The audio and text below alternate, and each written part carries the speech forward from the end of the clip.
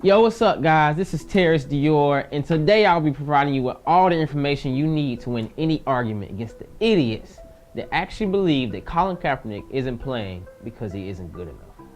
So, if you get into a lot of sports-related arguments like I do, sometimes it's hard to really feel like you've won anything or proven anything because most people have really strong opinions about sports, especially when they involve race or civil rights of any kind. So, you really need the facts, but more importantly, you need the stats. The three idiot arguments we'll be destroying today are, honestly, bro, I think he just wants to be a starter. I mean, where is he gonna start in the league? You can't get away with disrespecting the flag, man. You can't get away with it. It's not about the flag. So before we get too crazy deep into the football side of things, let's actually get a real, actual timeline of events that led up to all this craziness. It all started in the preseason.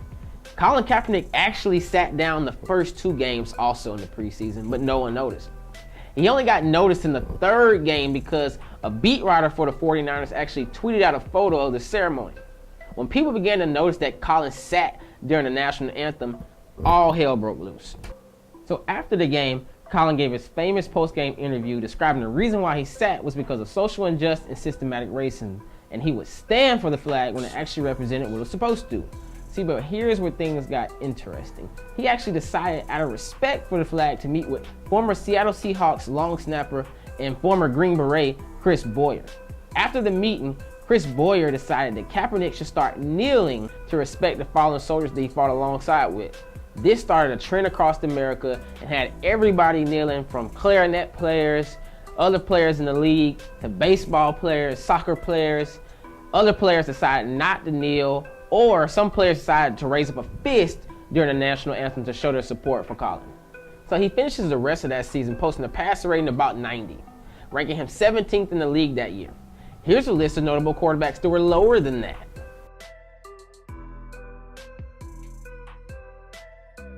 So after posting a pretty decent season, he decides to opt out his contract and become a free agent to test the market to see if he can get to a better team. Because let's be honest, the 49ers suck. So you would think after posting a pretty decent season like that, he'll get plenty of job opportunities, correct? But he hasn't. But I know three quarterbacks who have. It's time to pick on some quarterbacks. How about we start with Jay Cutler, Mr. Interception himself. Jay Cutler has about an 85 passer rating for his entire career, much lower than Kaepernick. And he's known for throwing interceptions at pretty important times. He also has a 1-1 playoff record, and the one loss in the playoffs, he threw for 80 yards. So in 2016, he got hurt and only could play 5 games. In those 5 games, he threw 4 touchdowns to 5 interceptions and retired. So when Ryan Tannehill went down with an ACL over the summer, who do you think they called? Who, Kaepernick? No, Jay Cutler. So that concludes bum number 1. Bum number 2 is Brian Hoyer. He's got an 83 passer rating for his whole career and has been on his 7th team in 9 years. So what you're saying is that he's got 1, 2, 3, 4, 5, 6, 7 chances to play football. 7 more than Colin Kaepernick, actually. He's only been a starter 3 times in 9 years. 2 of those 3 years, he's either equaled the amount of interceptions he's thrown to touchdowns or thrown more interceptions than touchdowns. This year, he's played 6 games, thrown 4 touchdowns to 4 interceptions. He got benched by a rookie named C.J. Beathard. C.J. Beathard. Who? C.J. Beathard. Who the f*** is? He got released by the 49ers this year so they could trade for Jimmy Garoppolo. That means the Patriots had avoided their backup quarterback spot. So who do you think they signed? Who, Kaepernick? No, Brian Hoyer. So that concludes bum number 2. Bum number 3 is Brock Osweiler. Everybody remembers Brock Osweiler from that Super Bowl run he made with Peyton Manning. In that season, he had 10 touchdowns to 6 interceptions. That got him a 4-year, $72 million contract from the Houston Texans. That following year, he posted stats of 15 touchdowns to 16 interceptions.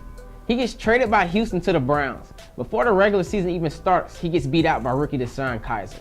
He gets cut by the Browns, and guess what? At that time, the Broncos needed a backup quarterback. So guess who they signed? Who, Kaepernick? No, Brock Osweiler. So that concludes the 3 bums that keep getting jobs over Colin Kaepernick since he's opted out. But I'm pretty sure you're saying, but bro, that's only 3 quarterbacks. Oh, there's more.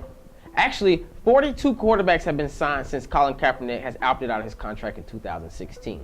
Josh McCown, E.J. Manuel, Aaron Murray, Garrett Gilbert, Mark Sanchez, David Fales, Matt McGloin, T.J. Yanks, Alex Turgerson, Sifo LeFou, Mitch Leader, Keith Weening, Brad Kaya, Joe Webb, Ryan Nesbitt, Brandon Whedon, and Josh Johnson. And I'm pretty sure there are people out there saying, bro, like him as a runner, can't throw the ball. Oh, really? Actually, Colin Kaepernick is 17th all-time in NFL passer rating. That means he's ahead of Derek Carr, Carson Palmer, Matt Stafford, Andrew Luck, Otto Graham, Dan Marino, Brett Favre, Cam Newton, Jim Kelly, Roger Staubach, Eli Manning, Joe Flacco, John Elway, and Johnny Unitas. And I'm pretty sure there are people out there saying, wait, bro, passer rating is kind of a flawed system to rate quarterbacks anyway. Okay. How about we use touchdown to interception ratio of all time? He's ahead of Steve Young, Peyton Manning, Drew Brees, Tony Romo, Matt Ryan, Phillip Rivers, Ben Roethlisberger, Randall Cunningham, and Kurt Warner. And then the rest of you are probably saying, look, bro, quarterbacks are measured by how they play in the playoffs. You're right. Colin Kaepernick is 4-2 in the playoffs. That's a win percentage of 67%. That's second among all active quarterbacks in the NFL right now. So as you can see, arguing against idiots really isn't that hard when you really know the stats. So why isn't Colin Kaepernick in the league right now? Collusion. Collusion? Oh, fuck, God damn it, they colluded against my dog. It was collusion. Collusion is a secret agreement or understanding for purposes of trickery or fraud, underhand scheming or working with another, deceit, fraud, and trickery. Because of Colin Kaepernick's protest against racial injustice and systemic racism, the NFL has blackballed him to keep him out of the league, which means that the NFL supports racism. Just kidding, but it does mean the NFL values dollars over social change. Help the cause by sharing this video and keeping the conversation going. Oh, and one more thing, free Kap.